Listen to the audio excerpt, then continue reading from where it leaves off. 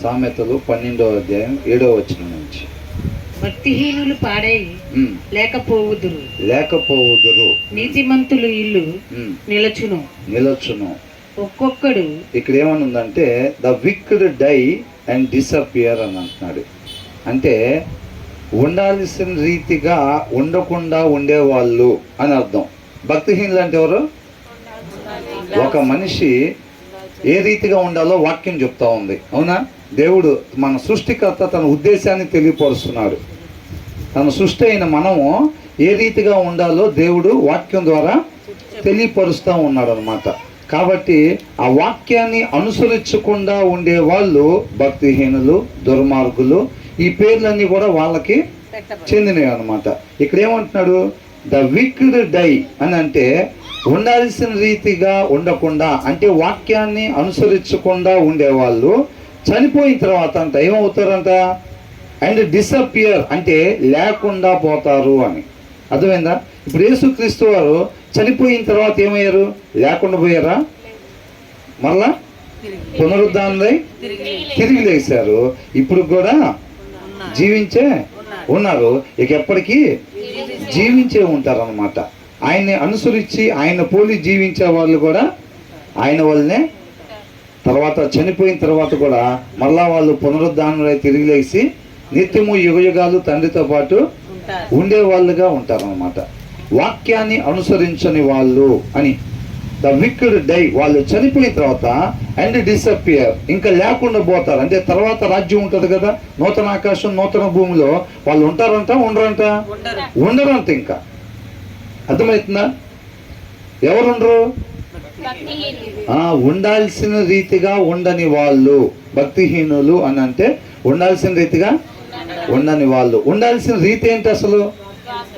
వాక్యాన్ని అనుసరించటం, సృష్టికర్త యొక్క ఆదేశానుసారంగా ఉండటం. ఆ దినాన ఆయన ఆదేశానుసారంగా ఉండలేదు కాబట్టి మరణాన్ని తెచ్చుకొని పడిపోయాం, అవునా? పాపం చేసి పడిపోయాం, మరణాన్ని తెచ్చుకున్నాం. ఈ దినానన్నా మనం ఏం చేయాలి? పోగొట్టుకున్న స్థితిని మరలా తెచ్చుకోవాలి అని అంటే ఉండాల్సిన రీతిగా ఈసారి ఉండాలన్నమాట. అలా కాకుండా మరలా వాక్యాన్ని తీసి పక్కన పెట్టి ఆ రోజు ఏం చేశారు? మీరు చావకుండా ఉండుటకు మీరు ఆ పండు తినకుండా ఉండటం మేలు అనేది వాక్యం, ఆయన మాట. దాన్ని తీసి ఏం చేశారు? వాళ్ళు పక్కన పెట్టారు. ఈ దినాన్ని కూడా వాక్యం తీసి పక్కన పెట్టామనుకోండి, ఏమైంది? మరలా యాజ్ ఇట్ ఈజ్గా ఆజ్ఞాతిక్రమణ చేయటం, మరలా పాపం చేసే మరణానికి గురి కావటమే ఉంటుంది అన్నమాట, అవునా? కాబట్టి ఒకసారి జరిగిన తప్పు మరలా ఇక చేయకుండా ఆయన కృపను బట్టి మనం రక్షించుకున్నాడు కాబట్టి ఆ రక్షణలో వృద్ధి చెందుతూ ఉండాలి అని అంటే నిర్మలమైన వాక్యం అనే పాల వలన మనం రక్షణలో వృద్ధి చెందుతూ ఉండాలన్నమాట. కొత్తగా జన్మించిన శిశువు పాలను కానీ తాగపోతే ఏమైంది? మనం కూడా వాక్యాన్ని చనిపోతారు, అవునా కదా? కొత్తగా జన్మించిన శిశువు పాలు తాగలేదనుకోండి, ఆహారం తీసుకోకపోతే ఏమవుతారు? చనిపోతారు. మనం కూడా ఏంటంట? వాక్యం లేకపోతే రక్షణలో నుంచి మనం కూడా చనిపోయేవారిగా ఉంటాము. కాబట్టి ఆ దినాన దేవుని మాట అనే వాక్యాన్ని తీసి పక్కన పెట్టడం వల్ల మరణాన్ని తెచ్చుకున్నారు. ఈ దినాన్ని కూడా అనేక మంది దేవుడు మాట అయిన వాక్యాన్ని తీసి పక్కన పెట్టి ఇలా జీవితంలో ముందుకు సాగుతూ ఉంటున్నారు అన్నమాట. అర్థమవుతుందా? అలాగే వెళ్ళిపోతే ఎటు వెళ్తాం? ఆ దినాన్ని ఎక్కడికి వెళ్ళారో అక్కడికి వెళ్తారు మళ్ళా. అర్థమవుతుందా? అందుకనే అంటున్నాడు ఉండాల్సిన రీతిగా ఉండని వాళ్ళంట ఏమవుతారంట? వాళ్ళు చనిపోయిన తర్వాత ఇంకా లేకుండా పోతారు. But the family of the godly stands firm అని అంటున్నాడు. But the family of the godly, నీతిమంతుడి యొక్క గృహం. అర్థమవుతుంది? ఏమైందంట? నిలుచును, శాశ్వతంగా. స్టాండర్డ్ ఫామ్ అని అంటే ఎక్కువ కాలం ఉండేదన్నమాట, శాశ్వతంగా నిలిచి ఉండేది. ఏంటంటే శాశ్వతంగా నిలిచి ఉండేది the family of the godly. Godly అని అంటే నీతిమంతులు. నీతిమంతులు అంటే ఎవరు? ఉండాల్సిన రీతిగా ఉండేవాడు, వాక్యాన్ని అనుసరించేవాళ్ళు. వాళ్ళు రేపు చనిపోయిన తర్వాత ఈ భక్తిహీనులాగా లేకుండా పోతారా? లేకపోతే ఏమవుతారంట? స్టాండ్ ఫామ్, ఎప్పటికీ అన్నమాట. అర్థమవుతుందా? చాలా కాలం ఉండేది. ఒక ఫర్మ్ రిజిస్ట్రేషన్ చేసుకుంటారు, అంటే ఒక కంపెనీ పెట్టి ఒక ఫర్మ్ రిజిస్ట్రేషన్ చేస్తారు. అంటే చాలా కాలం ఉండే కంపెనీ అని అర్థం. అర్థమవుతుందండి. కాబట్టి but the family of the godly stands firm అని అంటున్నారు. వీళ్ళు ఏమవుతారంటే రేపు చనిపోయి లేకుండా పోతారా? అలా కాదంట, రేపు చనిపోయి మరలా తిరిగి లేచి శాశ్వతంగా ఉండేవారుగా ఉంటారు. ఈ వచనం మనకి ఎందుకు చెప్పారు? మనం కూడా ఎలాగ ఉండాలి? ఫస్ట్ సగంలాగా ఉండాలా, తర్వాత సగంలాగా ఉండాలా? నీతిమంతులలాగా ఉంటే the family of the godly అని అంటున్నారు. ఆ కుటుంబంలో చేర్చబడాలి. అర్థమవుతుందండి. మనకు కొన్ని కుటుంబాలు ఉంటాయి, ఇంటి పేరుతో కుటుంబాలు. వాళ్ళు కూడా మా కుటుంబీకులే. ఏంటంట? వాళ్ళు కూడా మా కుటుంబీకులే, మా ఇంటి పేరుటోళ్ళే. వాళ్ళు కూడా వాళ్ళ మీద ప్రేమ కారిపోతూ ఉండిద్ది. ఇంటి పేరు మారిపోగానే శత్రువులు అయిపోతారు అందరూ. అవునా? మన ఇంటి పేరుటోళ్ళు అంటే చాలు, ఎక్కడున్నా సరే కలిపేసుకుంటాం బీరకాయ పీసు. అవునా? మన ఇంటి పక్కన ఉన్నా సరే వాళ్ళు మన ఇంటి పేరుటోళ్ళు కాకపోతే శత్రువులే, ఇంకా పోటీయే ఇంకా అన్నిట్లో. అవునా? మన వాళ్ళు ఎంత దూరం ఉన్నా, రే బండి వేసుకుని వెళ్ళి ఆ బిర్యానీ బాబాయిలకి ఇచ్చిరాపు. ఎక్కడో ఉంటారు వాళ్ళు. ఇంటి పక్కన వాళ్ళకి పెట్టామా? లేదు. ఎందుకు? మన ఇంటి పేరుటోళ్ళు కాదు. ఏంటంట? మన ఇంటి పేరుటోళ్ళు కాదంట. బైబిల్లో ఉండేది రెండు ఫ్యామిలీలు. ఒకటి ఏంటంట? భక్తిహీనుల ఫ్యామిలీ, ఒకటి భక్తుల ఫ్యామిలీ, నీతిమంతుల ఫ్యామిలీ అన్నమాట. మనం ఏ ఫ్యామిలీలో ఉండాలి? రేపు చనిపోయి లేకుండా పోయే వాళ్ళలాగా ఉండాలా? శాశ్వతంగా మనం నిలిచి ఉండే కుటుంబంగా ఉండాలి. ఆ కుటుంబీకులుగా మనం ఉండాలన్నమాట. అర్థమవుతుందా? ఎంతమంది ఇష్టపడుతున్నారు ఆ కుటుంబీకులుగా ఉండడానికి? ఏ కుటుంబీకులు? నీతిమంతులు అంటే ఎవరు? వాక్యాన్ని అనుసరించే వాళ్ళు, ఉండాల్సిన రీతిగా ఉండేవాళ్ళు అని అర్థం. అవునా? తర్వాత ఏంటి? ఒక్కొక్క మనుషుడు తన వివేకం కొలది పొగడబడును, కుటిల చిత్తుడు తృణీకరింపబడును, ఆహారము లేకయున్నను తన్ను తాను పొగుడుకొను వాని కంటే దాసుడు గల అల్పుడు గొప్పవాడు. ఇక్కడ ఏమంటున్నారు? ఒక్కొక్క మనుషుడు. ఇక్కడ అంటున్నారు, a man is praised, a man is commended according to his good sense, but one of his twisted mind is despised అని అంటున్నాడు. ఏ మ్యాన్ ఈజ్ కామెండెడ్, అంగీకరించబడేది అని. అంగీకరించబడేది అంటే ఒక మనిషి దేని ద్వారా అని అంటే వాళ్ళ ఆస్తిని బట్టి కాదు, అందాన్ని బట్టి కాదు, లేకపోతే కుటుంబాన్ని బట్టి కాదు. A man is commended according to his prudence అని అంటున్నారు. అంటే వివేచన, జ్ఞానము, వివేచన అది ఎక్కడి నుంచి వచ్చిందంట?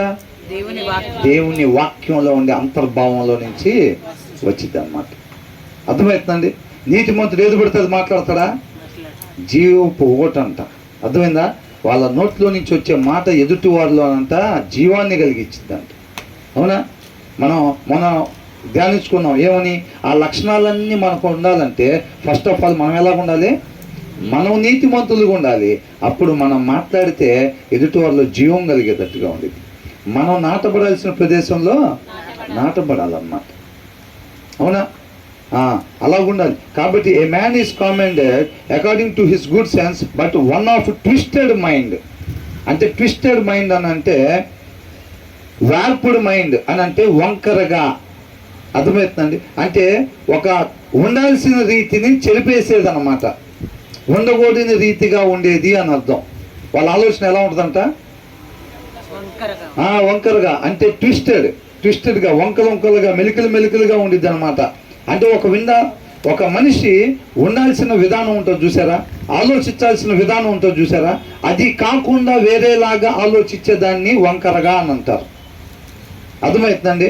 అలాగుండే వాళ్ళంతా ట్విస్టెడ్ ఈజ్ డిస్పైజ్డ్, తృణీకరించబడతారు అని. రేపు రోజు ఏమవుతారంట? ఆ జ్ఞానము, ఆ వివేచన ఎవరికైతే ఉంటుందో రేపు రోజున వాళ్ళు అంగీకరించబడతారంట. ఎవరికైతే ఆలోచన ఉండాల్సిన రీతిగా ఉండదో వాళ్ళు ఏమవుతారంట? తృణీకరించబడతారు. అర్థమవుతుందండి. ఒక మనిషి ఆలోచన ఈ రీతిగా ఉండాలి అని దేవుడు తన ఉద్దేశాన్ని వాక్యం ద్వారా తెలియపరుస్తూ ఉన్నాడు అన్నమాట. ఆ వాక్యాన్ని మనం ధ్యానించేటప్పుడు ఆ వాక్యంలో ఉండే అంతర్భావం ఉందో చూసారండి, అది జ్ఞానం. ఆ జ్ఞానం నిత్య జీవానికి నడిపించింది. ఆ జ్ఞానం మనం ఎలా మాట్లాడాలో తెలియపరిచిద్ది. ఆ జ్ఞానం, ఆ వివేకం ఏం మాట్లాడాలో తెలియపరిచిద్ది. అర్థమవుతుందండి. అది లేకపోతే ఏమైంది? ఆ వాక్యంలో ఉండే అంతర్భావం అనేది, ఆ జ్ఞానము, ఆ వివేకం మన మైండ్లో, మన హృదయంలో లేనప్పుడు ఏమైందనంటే ఆ దిక్కుమాలిన స్వభావం వచ్చింది అనమాట. వాక్యం లేని హృదయంలో ఆల్రెడీ ఏముంటుంది? చెడు ఆలోచన, మోసకరమైంది, దిక్కుమాలింది ఉండిద్ది అనమాట. అర్థమవుతుందండి? అది మనల్ని నడిపిద్ది అమ్మటే. కాబట్టి మన వాక్యం యొక్క అంతర్భావంలో ఉండే ఆ జ్ఞానము, ఆ వివేకము మనం ఎప్పుడైతే కలిగి ఉంటామో వాళ్ళు రేపు రోజున అంగీకరించబడతారు అని అంటాడు. వాక్యాన్ని చదివే వాళ్ళకి దేవుడి జ్ఞానం వచ్చింది. ఆ వివేకము, ఎప్పుడు ఏం మాట్లాడాలి, ఎప్పుడు ఎలా ఉండాలి, ఎలా చూడాలి, ఎలా ప్రవర్తించాలి, అది మొత్తం కూడా ఆ వివేకంలో నుంచే వచ్చింది. దానిని బట్టి మనిషి అంగీకరింపబడతాడంట. అర్థమవుతుందండి? వాక్యం చదవకుండా ఉంటారు చూసారండి, వాక్యం చదవని వాళ్ళకి ఆ జ్ఞానం రాదు, ఆ వివేకం రాదు. వాళ్ళు ఏం చేస్తారు? ఏది పడితే అది మాట్లాడతారు, ఎలా పడితే అలాగ ప్రవర్తిస్తారు వాళ్ళు. కాబట్టి వాళ్ళు ఏం చేస్తారంట? తృణీకరించబడతారు అని ఉంది. అర్థమవుతుందా? దీన్ని బట్టి మనం ఏం చేయాలి? వాక్యం చదవాలా, చదవకూడదా? చదవాలి. వాక్యం చదివినప్పుడు ఆ జ్ఞానం మనకి వచ్చింది. ఆ జ్ఞానం మనకి నిత్య జీవానికి నడిపించింది అనమాట. తర్వాత ఏమంటున్నారు? ఆహారం లేకయున్నను తన్ను తాను పొగుడుకొను వానికంటే దాసుడు గల అల్పుడు గొప్పవాడు. Better to be an ordinary person with a servant అని అంటున్నాడు. ఒక సేవకుడు ఉన్నా సరే సేవకుడు లేనివాడిగా ఎలాగుంటాడో అలాంటి తగ్గింపు స్వభావం మనం కలిగి ఉండాలి. మనం ఏం చేస్తాం? ఎవరైనా రాగానే మనకున్నాయి మొత్తం చూపించుకోవాలి. కొత్త వస్తువులు కొట్టి హాల్లోనే పెడతాం. ఎందుకు? ఎవరిని రాగానే చూడాలని. కొత్త బట్టలు కొట్టి 5 నిమిషాలు ఊరంతా చూపించుకురావాలి. ఎందుకని? ఓ ఇక్కడ కొత్తగా ఉన్నాడు అసలు చూసావా వాడి డ్రెస్సు, అవునా? అంటే మనల్ని మనం ఏం చేసుకుంటాం? హెచ్చించుకుంటాం అన్నమాట. అర్థమవుతుందా? ఇక్కడ ఏమంటున్నాడు? ఇది సత్యం, ఇది లైట్, ఇది సారం. ఈ సారం అంటే మన లోకానికి చూపించాలంట. ఈ సారం అందించాలి. గొప్పలు చెప్పుకునే వాళ్ళ మధ్యలో, గొప్పలు చూపించుకునే వాళ్ళ మధ్యలో మన దగ్గర ఒక పనివాడు ఉన్నా సరే, పనివాడు లేనప్పుడు ఎలాగుంటారో అలాగే మనం జీవించి మాదిరి కనపరచటమే సత్యం అనే వెలుగుని ప్రకాశింపజేయటం, ఆ సత్యం అనే సారాన్ని ప్రకాశింపజేయటం అన్నమాట, అందించటం అందరికీ. అర్థమైందా? వాడు ఎవరక్కడ అంటే 10 మంది వస్తారు, అయినా సరే వాడే వెళ్ళి పని చేసుకుంటూ ఉంటాడు. అది కనపరచాలి. ఇది లోకంలోది కాదే, ఇక్కడికి ఎక్కడి నుంచి వచ్చింది ఇది అని అనుకోవాలి. అర్థమవుతుందా? కావచ్చు మనం పాస్టర్ గారుగా అంత మాత్రాన బేసిన్ దగ్గరకే వచ్చి చేతులు కడగటాలి ఇవన్నీ ఉండాలా? అక్కడ సింక్ ఉందనుకోండి, వాళ్ళు తెస్తారు గిన్నె గ్లాసు, వాళ్ళు తీసుకొస్తారు ప్రేమను బట్టి. అయినా సరే మనం ఏం చేయాలి? మనం లేచి అక్కడికి చేయి కడుక్కొని రావాలి. చెప్పులు బూట్లు అక్కడ ఉంటే తీసుకురావాలి. ఒకళ్ళు ఉంటారు అనేక మంది, కానీ మనమే వెళ్ళాలి. అది అని అంటున్నాడు. బెటర్ టు బి అన్, మంచిది అని. బెటర్ అంటే ఏంటంట జర్సాన్? ఇలా ఉండటం మీకు మంచిది. ఎలాగా? మీకు పని చేయటానికి ఒక పనివాడు ఉన్నా సరే, పనివాడు లేకపోతే మీరు ఎలాగుంటారో అలాగ మీరు తగ్గించుకొని ఉండటం మంచిది అని. అర్థమవుతుందండి? మనకంటే మన పొరుగు వాడిని యోగ్యునిగా ఎంచటం అన్నమాట. ఎలా ఉండకూడదు అంటున్నాడు? With a servant than to be self important but have no food. తినటానికి లేకపోయినా సరే తను తాను హెచ్చించుకోవటం అన్నమాట. వేషధారణ అని రాస్తుంది అక్కడ. అర్థమవుతుందండి? ఏంటంట? ప్రిటెండ్ అని అంటే నటిస్తారు అని. ఎలాగా? తినటానికి లేకపోయినా వీళ్ళు ఎలా ఉంటారు? ఎవరక్కడ అనగానే 10 మంది వస్తారు చూసారా, చెప్తాం ప్రభు అని వస్తారు చూసారా, అలా ఉన్నవాడిలాగా నటించటం అని అంటున్నాడు. అర్థమవుతుందా? పనివాడు ఉన్నా సరే లేనివాడిగా మనల్ని మనం పూర్తిగా తగ్గించుకోవాలి.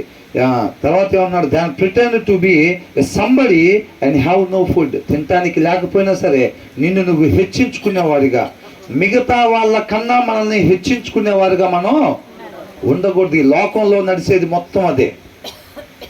లోకం ఏం చెప్తా ఉంటుందంటే వాళ్ళకన్నా మనం ఏంటంట? వాళ్ళకన్నా మనకు ఆరోగ్యం బాగుండాలి, వాళ్ళకన్నా మనకి ఆస్తి ఉండాలి, వాళ్ళ పిల్లల కన్నా మన పిల్లలు బాగుండాలి.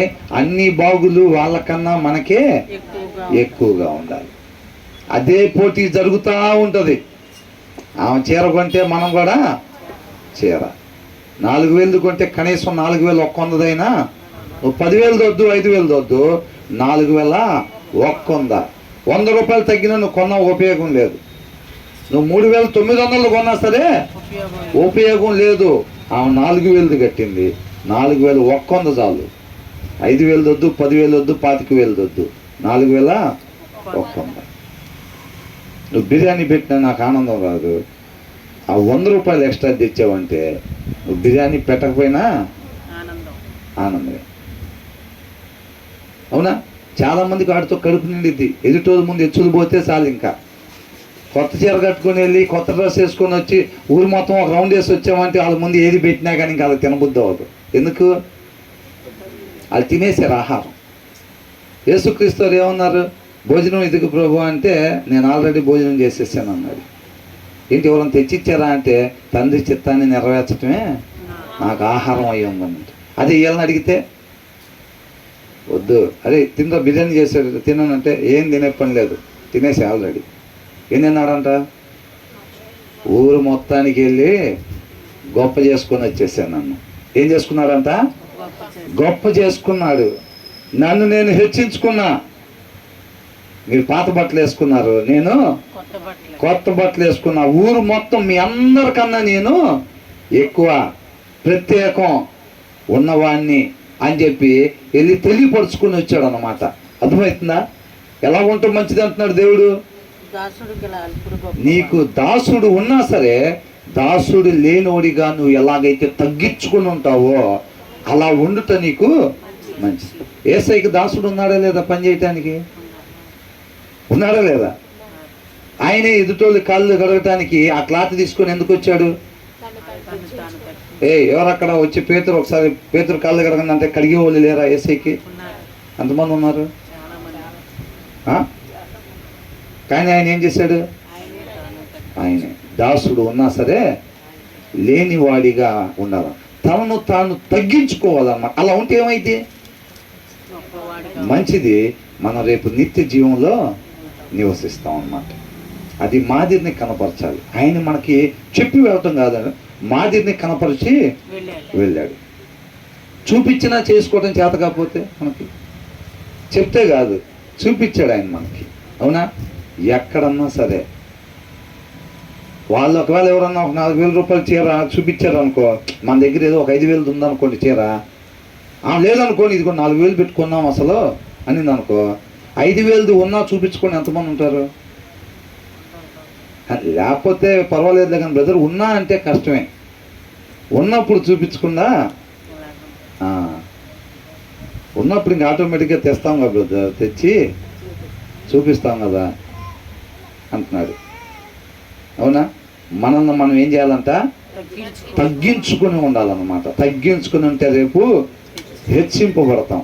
అలా కాకుండా మనల్ని మనం హెచ్చించుకున్నాం అనుకోండి ఏమైంది? అస్సలు మొన్న అక్కడికి వెళ్ళి భలే బిర్యానీ తిన్నాం, చాలా బాగుందని అంటే ఎమ్మటే మనమేం ఆయన చెప్పేదేనో తర్వాత చెప్పేదేనో. అసలు నువ్వు మొన్నటిదేం చూసావు, మేము పోయిన వారం వెళ్ళాం ఎక్కడికి, ఎమ్మటే మనం వచ్చట మొదలు పెడతాం. విన్నాం అనుకో, ఇంటి ఏమైంది?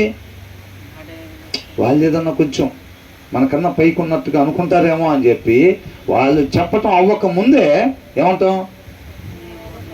పోయిన వారు ఈయన పుట్టినరోజు అయితే మేము కూడా అక్కడికి వెళ్ళాం, అక్కడ ఇంకా 1,500 బిర్యానీ, మీరన్నా 700 అంటున్నారు. 1,500 బిర్యానీ, చాలా రేట్లు పెరిగిపోయినాయి. గొప్పలు చెప్పుకుంటున్నట్టు తెలియకుండా ఏం చేస్తాం?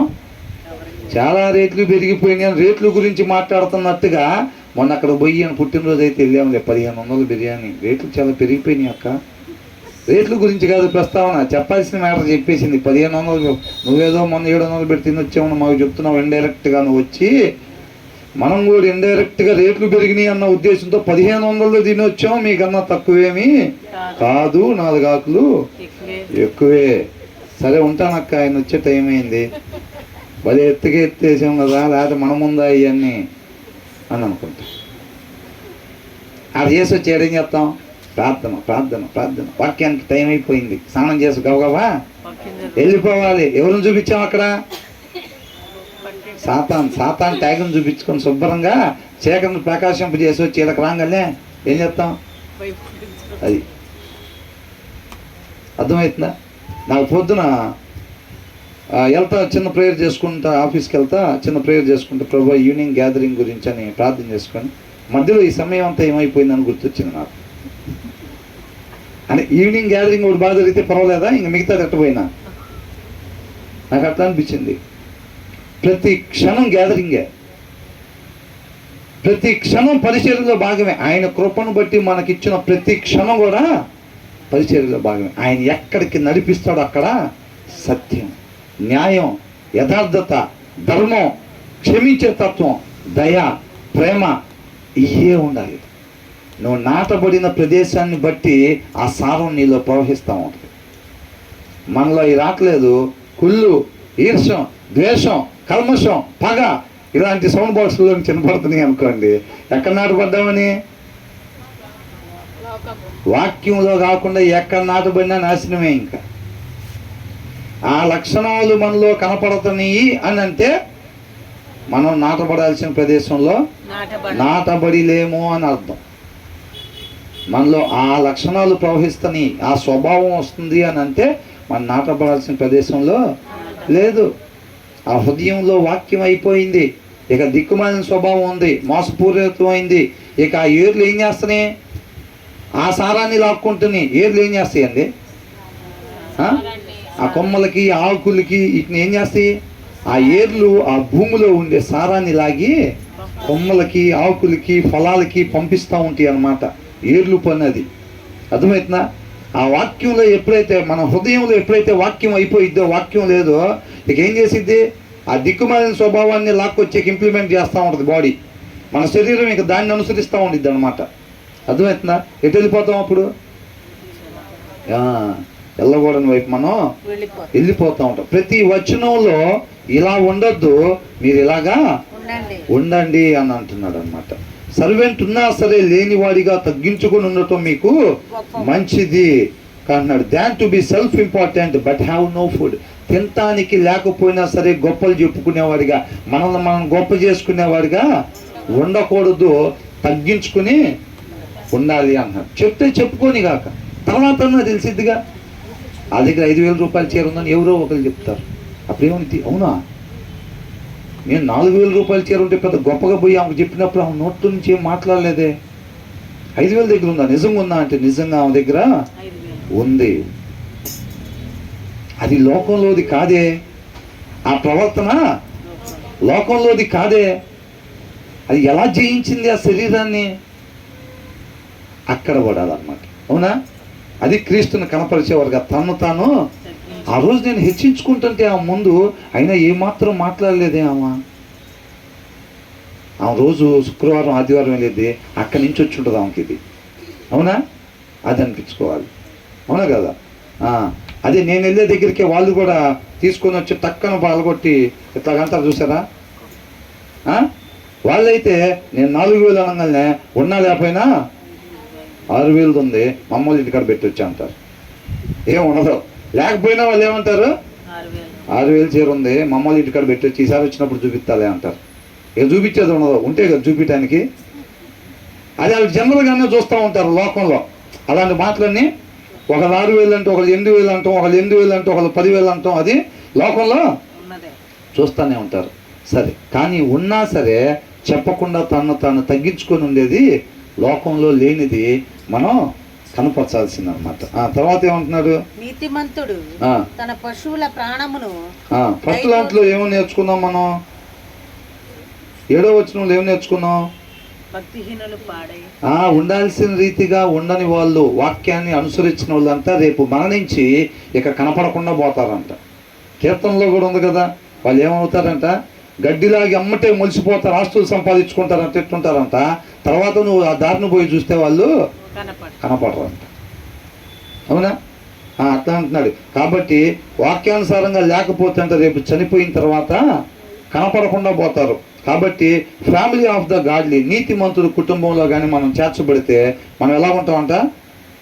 శాశ్వతంగా మనం నిలిచి ఉంటామని అంటున్నాడు. 8వ వచనంలో ఏముంది? ఒక్కొక్క మనుషుడు ఆ జ్ఞానము వివేకము కలిగి ఉన్నట్టయితే రేపు దినాన మనం అంగీకరించబడతాం. అలా కాకుండా మనం జ్ఞానము వివేకం లేకపోతే ఏం చేస్తాం? శరీరానుసారంగా మనం మాట్లాడతాం. మనకి ఏదో అనిపిస్తే అది మాట్లాడతాం, ఎలా అనిపిస్తే అలా ప్రవర్తిస్తాం. రేపు రోజున ఏమైందంట? తృణీకరించబడతాం అన్నమాట. రేపు మనం అంగీకరించబడే వాళ్ళంగా ఉండము. కాబట్టి మరి ఎలా ఉండాలి? మరి జ్ఞానం వివేకం కలిగి ఉండాలి. అయ్యే మన నిత్య జీవానికి నడిపించేది. అవి లేకుండా మనకు దారి తెలియదు అసలు. అవునా? ఎక్కడ ఎవరితో ఏం మాట్లాడాలి, వాక్యానుసారంగా ఉండాలి, రేపు దేవుడి చేత అంగీకరింపబడాలి అని అంటే ఎక్కడ ఎలా ప్రవర్తించాలి, ఎలా మాట్లాడాలి తెలియపరిచేది ఆ జ్ఞానమే కదా. కాబట్టి వాక్యాన్ని నిత్యం మనం ధ్యానించుకునే వారుగా ఉండాలి. 9వ వచనంలో ఏమనుంది? ఆహారం లేకయున్నను తన్ను తాను. ఒక సేవకుడు ఉన్నా సరే లేని వాడిగా మనం తగ్గించుకోవాలి తప్ప హెచ్చించుకునే వారుగా మనం ఉండకూడదంట. తర్వాత ఏమనుంది? నీతిమంతుడు తన పశువుల ప్రాణమును దయతో చూచును. ఏం చేస్తాడంట? నీతిమంతుడు ఎవరు? నీతిమంతుడు తన పశువుల ప్రాణాన్ని దయతో చూస్తాడంట. అంటే ఈయనకు ఆ దయ ఎక్కడి నుంచి వచ్చింది? తన పశువుల ప్రాణాన్ని ఎట్లా చూస్తాడంట? దయతో చూస్తాడంట. ఎవరు? నీతిమంతుడు, వాక్యాన్ని అనుసరించేవాడు, వాక్యంలో నాటబడి ఉన్నవాడు. అర్థమవుతుందండి? ఆ దయ అనేది మనలో రావాలి అని అంటే మనం ఎలా ఉండాలి? ఫస్ట్ ఆఫ్ ఆల్ నీతిమంతుడుగా ఉండాలి. నీతిమంతుడుగా లేకుండా భక్తిహీనుడుగా ఉండి నాకు ఆ దయ కావాలంటే రాదు. నాటబడాల్సిన ప్రదేశంలో మనం నాటబడి లేకపోతే ఆ దయ మనకి రాదు, ఆ క్షమించే తత్వం రాదు, ఆ ప్రేమించే తత్వం మనకి రాదు. నీతిమంతుడు ఏం చేస్తాడంట? తన పశువుల్ని దయతో చూస్తాడు. కాబట్టి అది నాటబడాల్సిన ప్రదేశంలో ఆయన నాటబడి ఉంటాడు కాబట్టి ఆ దేవుని యొక్క గుణ లక్షణాలు వాక్యంలో నాటబడి ఉంటాడు కాబట్టి దానిలో ఉండే గుణ లక్షణాల్లో ఒకటి దయ అనేది. అర్థమవుతుందండి? ఆయన సొంత చుట్టాలైతే, రక్త సంబంధికులైతే, ఇంటి పేరుటోళ్ళైతే వాళ్ళ మీదే దయ రాదు. ఎవరి మీద వచ్చిందంట? జంతువుల మీద సైతం ఏమొచ్చిందంట? దయ కలిగి ఉంటాడు. జంతువుల మీద సైతం దయ కలిగి ఉంటాడు. నాటబడాల్సిన ప్రదేశంలో నాటబడి ఉంటే, క్రొత్తగా జన్మిస్తే, మారు మనసు పొందుకొని ఉంటే, క్రీస్తులో నాటబడి ఉంటే ఆయనలో ఉండే గుణ లక్షణాలే మనలో కూడా కనిపిస్తాయి. అంతే. అర్థమవుతుందండి? కొంతమంది ఉంటారు నటిస్తారు అన్నమాట. ఏంటంట? ఇంకా బాప్తిస్మం తీసుకోలేదా అంటారేమో అని చెప్పి ఏం చేస్తారు? కోటు వేసుకుంటారు. పిల్లలు ఏం చేస్తారు? చాలామంది నేను కూడా రొట్టె ద్రాక్షారసం తీసుకుంటా, నేను కూడా తీసుకుంటాను. పిల్లలు అడుగుతూ ఉంటారు, ఏ వద్దురా ఈ కోటు ఇప్పుడు వేసుకోకూడదు, నువ్వు ఏంటంట ఈ కోటు ఇప్పుడు వేసుకోకూడదురా అని అంటే నేను కూడా ఎప్పుడెప్పుడు వేసుకుంటాం కోట్ అనుకుంటా ఉంటారు. ఆ కోట్ వేసుకొని చాలామంది ఏం చేస్తారు? నేను ఈ కోట్ వేసుకున్నా కాబట్టి నేను నీతిమంతుల్లాగే ఉంటారన్నమాట. కానీ లక్షణాలు మాత్రం అది. కాబట్టి ఇక్కడ ఏమంటున్నాడు? నీతిమంతుడు అంట తన పశువుల ప్రాణములంతా దయతో చూస్తాడు. వాక్యంలో నాటబడాలి. వాక్యం లేకపోతే మనలో నుంచి ఆ గుణ లక్షణాలు రావు. ఎనీ టైం మన హృదయంలో ఆ గుణ లక్షణాలు ఉండేటట్టుగా చూసుకోవాలి. అర్థమవుతుంది? తర్వాత ఏమనంటున్నాడు? But the wicked are always cruel అని ఉందన్నమాట. ఏమనుంది ఇక్కడ? But the kindest acts of the wicked అని అంటున్నాడు. అంటే విక్డ్ ఉండాల్సిన రీతిగా లేనివాడు, వాక్యాన్ని చదవనివాడు, వాక్యాన్ని అనుసరించనివాడు, నాటబడాల్సిన ప్రదేశంలో నాటబడకుండా ఉన్నవాడు ఏం చేస్తాడంట? కైండెస్ట్ యాక్ట్స్ అంట. అంటే దయలో ఒక పీక్ లెవెల్, అంటే చాలా దయ ఉన్నవాడు ప్రవర్తిస్తాడు. చూసారా? అలా ప్రవర్తిస్తాడంట. ఎవరు? భక్తిహీనుడు. అసలు ఎంతగా దయ చూపిస్తాడంటే మన మీద. అంటే అది యాక్ట్స్, ఆ పనులు, ఆ నటన అంతగా ఏంట్రా నటించమంటే జీవిస్తున్నాడేంద్రా అన్నట్టుకుంటే అంత అసలు నిజంగా నీతిమంతుడు దయ చూపిస్తాడు. చూసారా? అంతకు మించి గ్లాస్ నిండిపోయిన తర్వాత కూడా పోస్తున్నాం అనుకోండి, ఏమైంది? కింద పోతా ఉంటాయి, పొర్లి పోతా ఉంటాయి. బిన్నె నిండిపోయినా సరే ట్యాప్ కట్టేయకపోతే ఏమైంది? భక్తిహీనుడు అంట దయ అట్లా కనపరుస్తూ ఉంటాడంట. ఎట్లాగా? అరే అసలు నీకు ఈ దేశం మొత్తంలో, ప్రపంచం మొత్తంలో నీకు ఒక్కడు బెస్ట్ ఫ్రెండ్ అంటే ఎవడో చెప్పురా. చిన్నప్పుడు ఇయ్యేగా మనకి, నీ బెస్ట్ ఫ్రెండ్ ఎవడో చెప్పురా. నీ బెస్ట్ అంటే బెస్ట్ ఫ్రెండ్ ఎవడో చెప్పురా. వీడి పేరు చెబుతాడేమో అని. అవునా? ఇతంట భక్తిహీనుడు, ఉండాల్సిన రీతిగా లేనివాడు, ముఖ్యం వాక్యంలో నాటబడి లేనివాడు.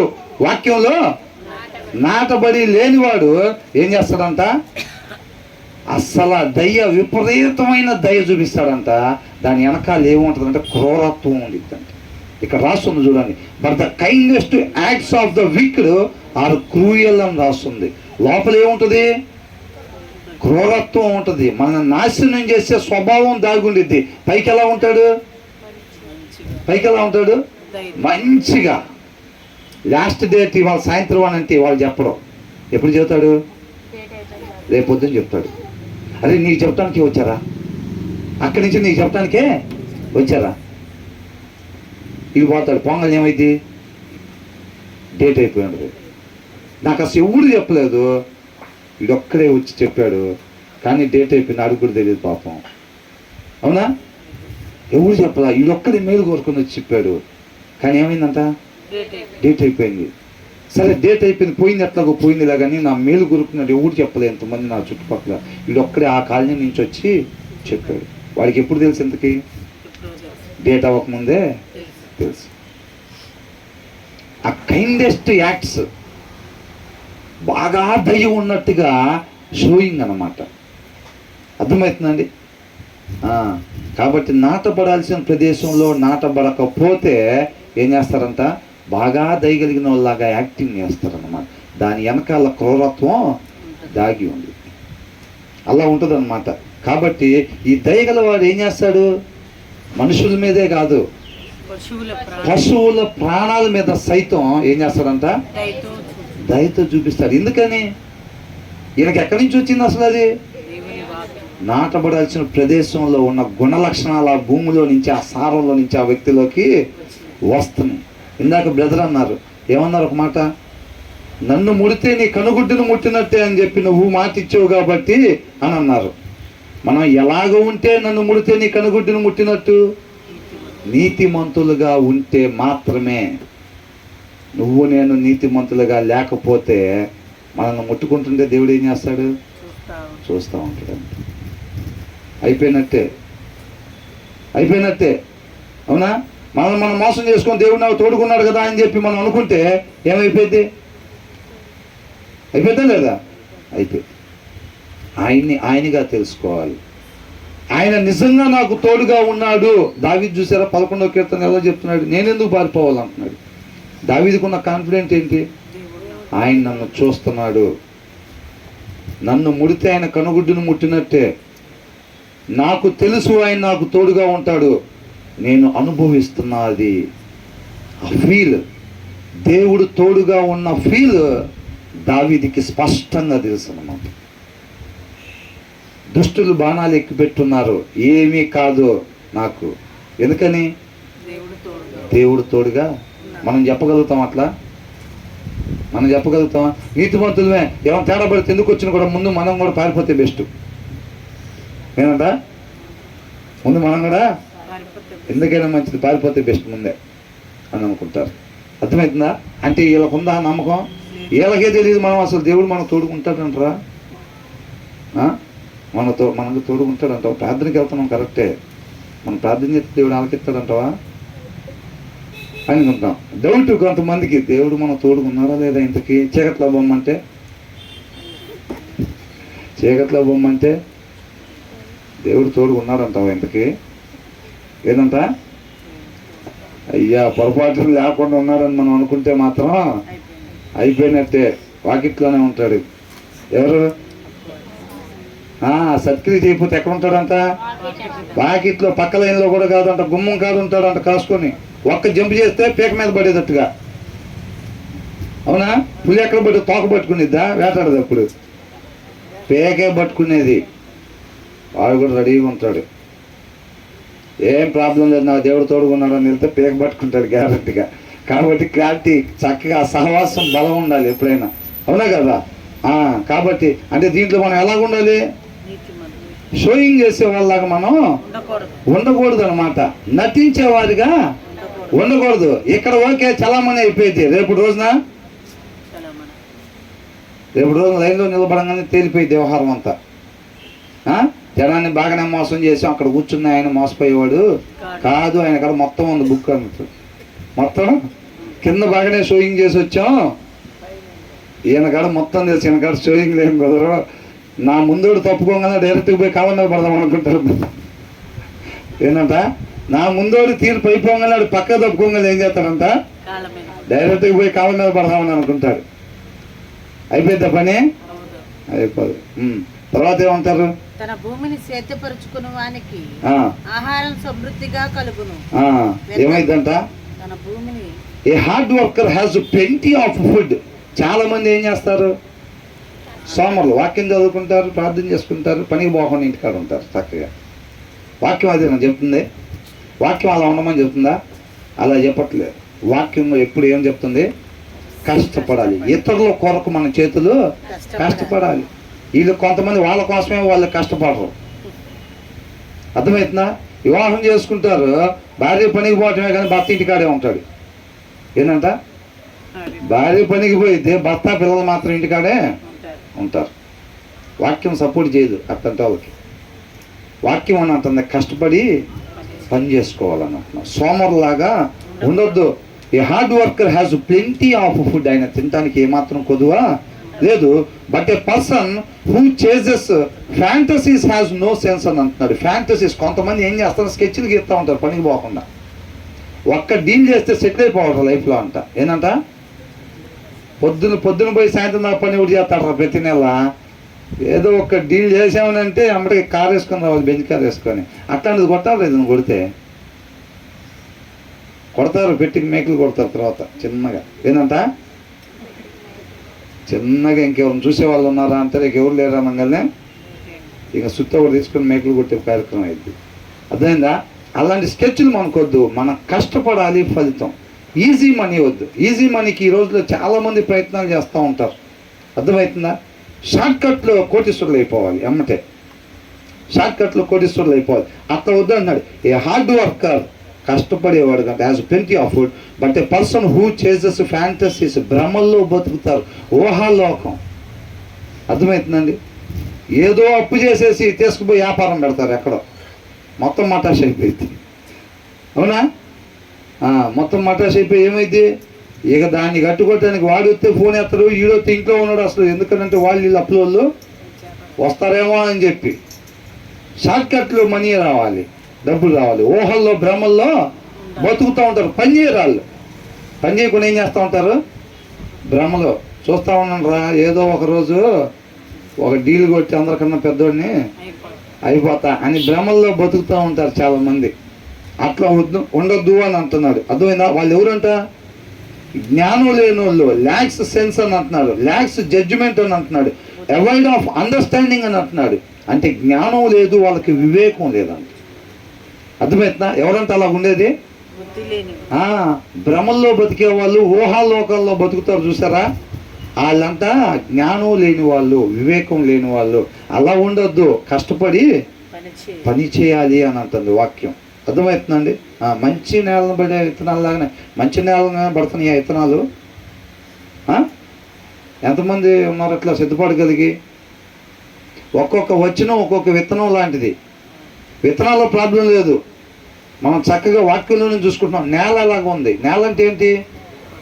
హృదయం. మన హృదయ సిద్ధపాటు ఎలాగుందంటున్నా, అది దేవుడి మాట. ఏది చెప్పబడిద్దో, ఇప్పుడు రాబోయేది ఏదైతే వచ్చిద్దో, పలకబడిద్దో, దాన్ని నేను ముందే అనుసరించడానికి నేను సిద్ధంగా ఉన్నాను. ఇక నా కండిషన్స్ ఏమి లేవు. తర్వాత వచ్చి నువ్వు ఏదైతే చెప్పబోతున్నాడు అది దేవుని మాట, దేవుని ఉద్దేశం. నేను అందరూ తీర్మానం తీసుకున్నా. తర్వాత చదవబోయే వచనం గురించి నేను ముందే తీర్మానం తీసుకున్నా. ఏంటంటే ఆ తీర్మానం, ఏదైతే చెప్పబడద్దో దాన్ని నేను ఖచ్చితంగా అనుసరించాలి.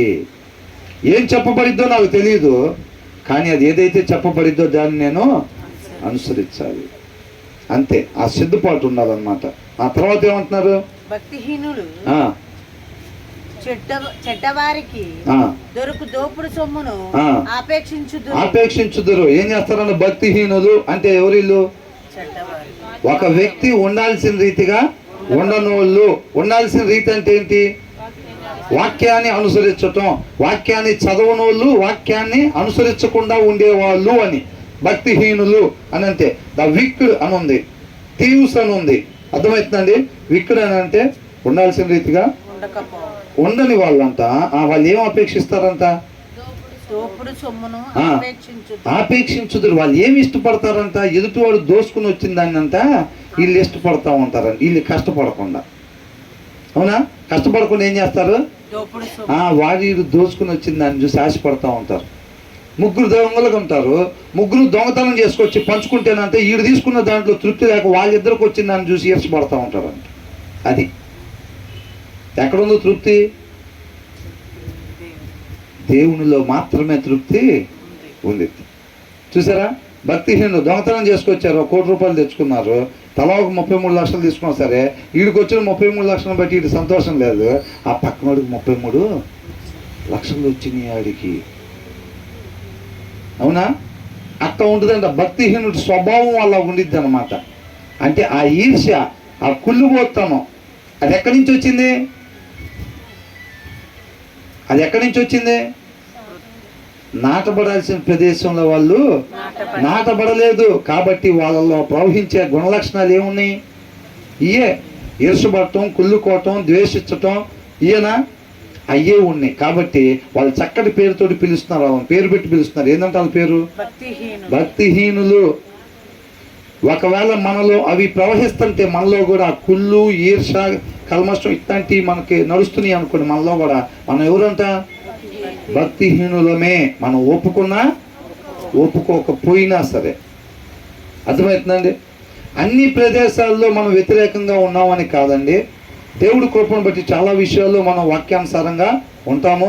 కానీ కొన్ని చోట్ల ఎక్కడైతే సరి చేసుకోవాల్సింది ఉంటుందో ఆ ప్లేస్లో మనం సరి చేసుకోవటానికి వాక్యం అనే అర్థం దేవుడు మన ముందు ఉంచుతున్నాడు అన్నమాట. అర్థమవుతుందండి? ఎక్కడెక్కడ ఎవరెవరైతే మనం సరి చేసుకోవాలో దాన్ని మనం ఇష్టపడి మనం సరి చేసుకునేవారుగా ఉండాలి. దేవుడు సహాయం చేస్తాడనమాట.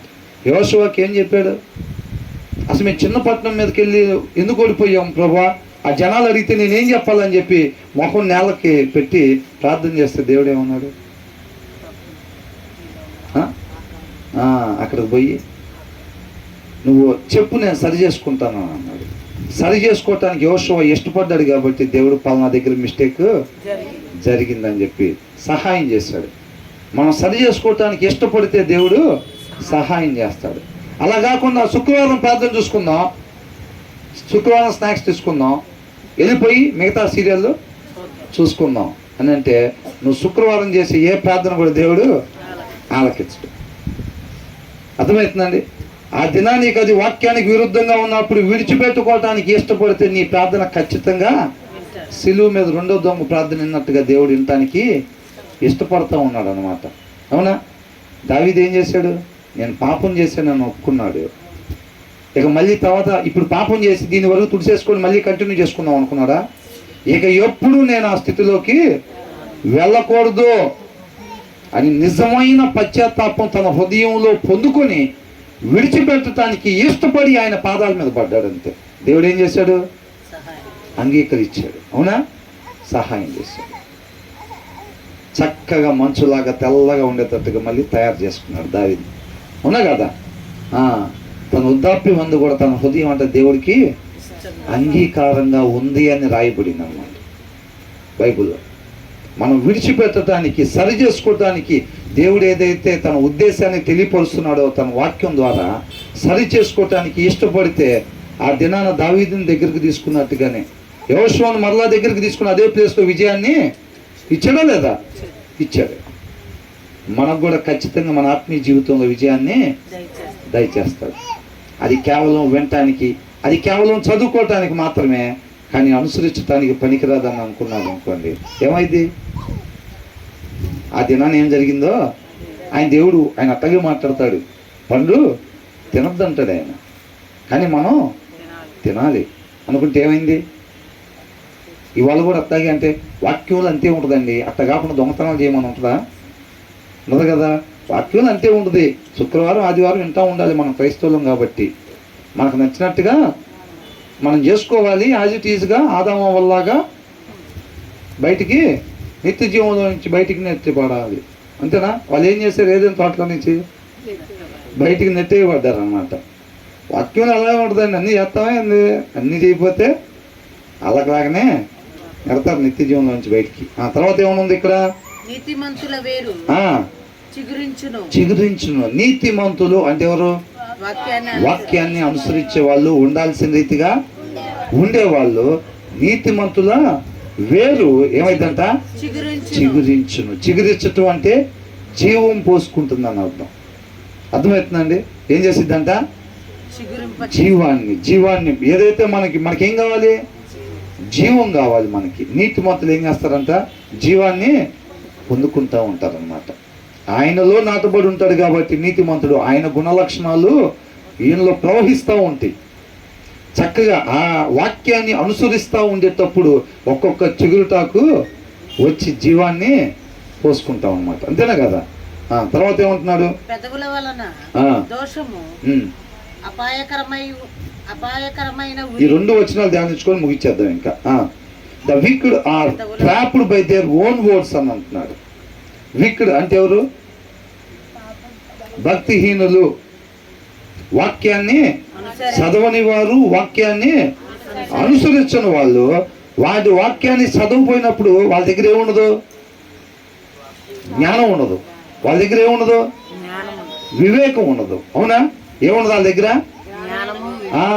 వాళ్ళ దగ్గర జ్ఞానం, నిత్య జీవానికి నడిపించే ఆ జ్ఞానం ఉండదు. ఏ టైంలో ఏం మాట్లాడాలో ఆ వివేకం వాళ్ళ దగ్గర ఉండదు. వాళ్ళు ఏం చేస్తారు?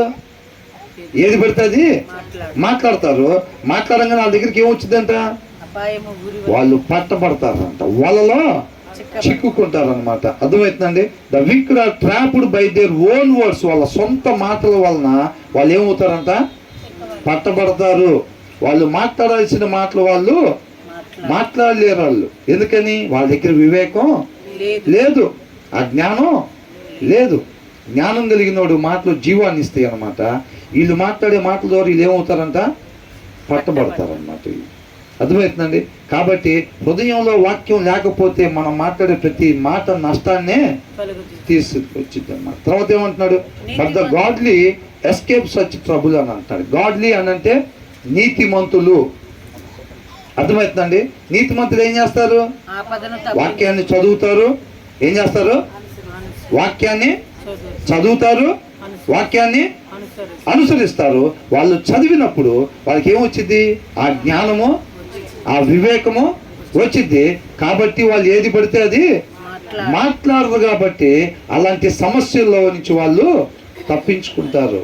అలాంటి సమస్యల్లో వాళ్ళు చిక్కుకొనరు అని అంటున్నారు అనమాట. వీళ్ళు ఏం చేస్తారు? వీళ్ళు వాక్యాన్ని చదవరు కాబట్టి వీళ్ళ దగ్గర ఆ జ్ఞానం ఏం మాట్లాడాలి అనే జ్ఞానం వీళ్ళ దగ్గర ఉండదు. వీళ్ళు ఏది పడితే అది మాట్లాడి ఏమవుతారంట? రేపు తీర్పులోకి వీళ్ళకి నెగిటివ్ తీర్పు రావటానికి కారణం ఆ మాటలే అవుతాయి. వాక్యం లేనప్పుడు ఏమొస్తాయి? మాట్లాడకుండా మాటలు వచ్చేస్తాయి. రేపు నరకానికి పోవటానికి, తీర్పు నీయటానికి ఏది దేవుడు చూపించేది? ఆ మాటలు ఉన్నాయి చూసారా? వాక్యం లేకుండా మాట్లాడారు కదా, వాక్యం లేకుండా ప్రవర్తించారు కదా. ఆ ప్రవర్తన, ఆ మాటలే రేపు ప్రూఫ్గా కనపడతాయి అన్నమాట ఆ వ్యక్తిని నరకానికి పంపించడానికి. అర్థమవుతుందండి? హృదయంలో వాక్యం లేకపోతే, వాక్యాన్ని చదవకపోతే, ఇటు చూడాలి, అయిపోయిందండి. వాక్యాన్ని చదవకపోతే, వాక్యాన్ని అనుసరించకపోతే ఏమైంది? ఆ జ్ఞానం ఉండదు. కాబట్టి మనం ఏం చేస్తాం? చేయకూడని పనులు చేస్తూ ఉంటాం, మాట్లాడకూడని మాటలు మాట్లాడతాం. అవే రేపు మన నిత్య జీవానికి కాదు, నిత్య నరకానికి నడిపిస్తాయి అన్నమాట. వాక్యం లేకుండా, వివేకం లేకుండా మనం మాట్లాడిన మాటల వల్లే రేపు నరకానికి నెట్టివేయబడతాం. ఆ ప్రవర్తన వల్లే రేపు నరకానికి నెట్టివేయబడతాం. కాబట్టి మనం ఎలా ఉండాలి?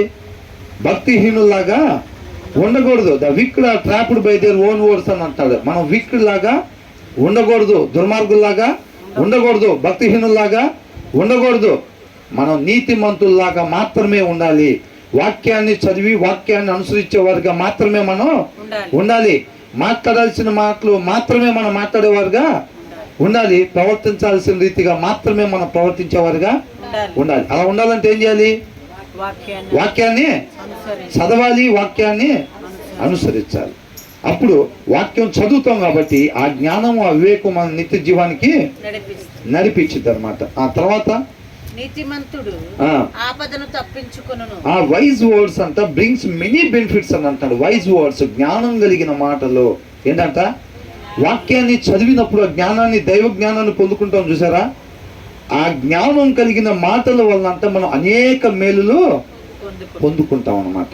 And hard work brings reward అని అంటున్నారు. ఆ వాక్యం కలిగిన వాళ్ళు చేసే పనులు ఉంది చూసారా, దానికి బహుమానం తీసుకుంటారు. దానికి సంబంధించిన మంచి బహుమానాలు జ్ఞానం కలిగిన వాళ్ళు, దేవుడి జ్ఞానం కలిగిన వాళ్ళు ఏం చేస్తారు? ఏది పడితే చేస్తారా? ఏది పడితే మాట్లాడతారా? అలా మాట్లాడరు. కాబట్టి wise words brings many benefits, వాళ్ళకి ఎన్నో మేలులు కలుగుతాయి అన్నమాట. వాళ్ళ నోట్లో నుంచి వచ్చే ప్రతి మాట వల్ల మేలు కలిగిద్ది. వాళ్ళు చేసే ప్రతి పని వల్ల, ఆ జ్ఞానం కలిగి ఉన్న వ్యక్తి చేసే ప్రతి పని వల్ల తనకి బహుమానాన్ని పొందుకుంటా ఉంటాడు అనమాట. తర్వాత ఏమంటున్నాడు? ఒకడు తన నోటి ఫలము చేత తృప్తిగా మేలు పొందును. ఒకరు ఏమన్నారు? Fools think their own way is right. వాక్యం చదవనోడు ఏమనుకుంటాడంటే వాడికి వచ్చిన ఆలోచనే నెంబర్ 1 ఆలోచన అనుకుంటాడు. నాకు తెలుసు కదా, ఎవడేం చెప్పినా కానీ వినడు. ఇంకా ఏమనుకుంటారు? వాక్యం చదవని వాళ్ళు ఏమనుకుంటారంటే తనకు వచ్చిన ఆలోచనే నెంబర్ 1 ఆలోచన, అదే కరెక్ట్ వే అని అనుకుంటారంట. అర్థమవుతుందండి? The way of fools seems right to them అని అంటున్నారు. వాళ్ళకి ఏమనుకుంటారు?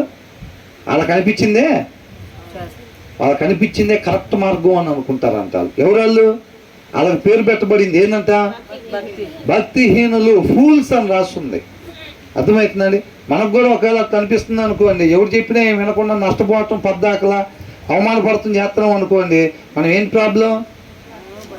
భక్తిహీనులు. ఆ జ్ఞానం లేదు, వాక్యంలో ఉండే జ్ఞానం వివేకం లేక మనం ఏం చేస్తున్నాం? మనకి ఏది అనిపిస్తే అది చేస్తున్నాం అనమాట. But the wise listen to others అని అంటున్నాడు. బట్ ద వైజ్, జ్ఞానవంతులు అంట న్యాయవంతులుగా ఇచ్చే సలహాలు ఉంటాయి చూసారా, ఆ సలహాల్ని రిసీవ్ చేసుకుంటారనమాట. మనం అనుకున్నాం ఏమని? న్యాయంగా ఉండేవాళ్ళు సలహాదారులుగా ఉంటే ఆ గవర్నమెంట్ నుంచి వచ్చే పథకాలు అనేక మందికి మేలు కలుగు చేస్తాయి అన్నమాట. న్యాయంగా ఇచ్చే సలహాలు మనం ఏం చేయాలి? తీసుకొని దాని ప్రకారంగా మనం ముందుకెళ్ళే వాళ్ళంగా ఉండాలి. భక్తిహీనుడు ఏం చేస్తాడు? న్యాయంగా ఎవరన్నా సలహా ఇచ్చినా సరే తీసుకోడు. దానికన్నా ఈయనకొచ్చిన ఆలోచనే మంచి ఆలోచన అని ఈయన కనిపించి ఖచ్చితంగా ఈ ఆలోచన ప్రకారంగా ముందుకు పోయి గుంటలో పడిపోతాడు. అంతే, ప్రతిసారి అంతే జరిగింది. లోపం ఎక్కడ? తన దగ్గర జ్ఞానం లేదు. అవునా? ఏది కరెక్ట్ అనేది తెలుసుకునే జ్ఞానం లేదన్నమాట. ఆ జ్ఞానం లేకపోవటం వల్ల తనకొచ్చిన ఆలోచనే మంచి ఆలోచన అనుకొని దాన్ని ఆలోచన ఇంప్లిమెంట్ చేసి పద్దాకలా నష్టపోతూ ఉంటాడు అనమాట. కాకపోతే వైజ్ జ్ఞానవంతుడు ఏం చేస్తాడు? వాక్యాన్ని చదివే వాళ్ళకి దేవుడి జ్ఞానం వచ్చింది కదా, ఆ జ్ఞానవంతుడు నలుగురు సలహా ఇచ్చినప్పుడు ఏది వాక్యానుసారంగా ఉంది, ఏది మేలుకరం అనేది తను తెలుసుకోగలుగుతాడు అనమాట. వాక్యం చదివినప్పుడు ఆ జ్ఞానం వచ్చింది మనకి. వాక్యం చదవకపోతే ఏమైందనంటే మనకు అనిపించిందే చేసి నష్టపోతూ ఉంటాం. కాబట్టి ఈ 15వ వచనం వరకు ధ్యానించుకున్నాం చాలు, మిగతాది మనం తర్వాత ధ్యానించుకున్నాం. మరలా ఒకసారి ఇంటికి వెళ్ళిన తర్వాత చదవండి. ఒక్కొక్క వచనం కూడా ఏదైతే ఉందో దాని ప్రకారంగా మనం ఉండేవారుగా